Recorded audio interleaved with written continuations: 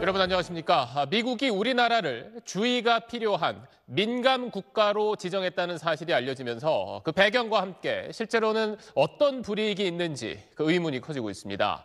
우리 외교부는 미국 정부가 한국을 비롯해서 모두 8개 나라를 민감 국가 명단에 새로 추가한 걸로 파악했습니다.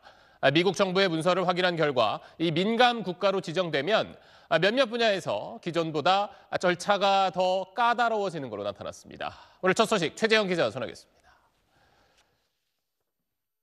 외국인 접근 규정이란 제목의 미국 에너지 부령 문서로 우리 외교부가 확인한 2022년 3월 개정판입니다.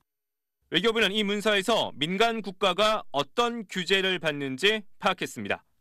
이 부령을 보면 테러 지원 국가, 위험 국가는 범주가 별도 설정돼 있지만 그 외 민감 국가들에 대해선 일반적 규정이 담겨 있습니다.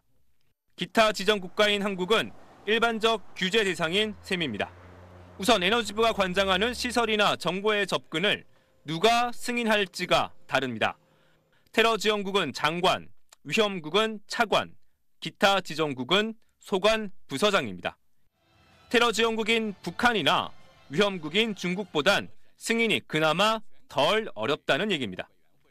하지만 미국과 공동 연구를 하려는 연구진은 이력서 등을 45일 전에 사전 제출해 신원 확인을 받아야 하고 특정 기술에 접근하는 경우 2년마다 45일 이상 걸리는 정보 조회도 받아야 하는 걸로 부령 문서에서 확인됩니다. 한미 공동 연구 등의 절차가 훨씬 더 까다로워지는 겁니다. 외교부는 그동안 미국 민감 국가 리스트에 15개국이 포함된 걸로 파악하고 있었습니다.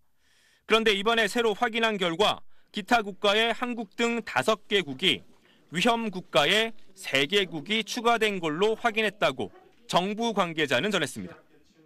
외교부가 파악한 민간 국가가 모두 23개국이란 이야기입니다. 정부 관계자는 새로 추가된 기타 지정 5개국은 대부분 중동 국가들이고 위험국 3개국은 모두 중국 인근 국가들이라고 SBS 기자에게 말했습니다.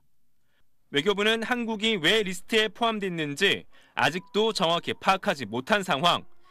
이 관계자는 미 국무부 인사들도 한국이 민감 국가로 지정된 사실을 모르고 있다고 덧붙였는데 에너지부와 국무부 사이에 정보 공유가 없는 건지 아니면 우리 측에 둘러댄 건지는 불명확합니다.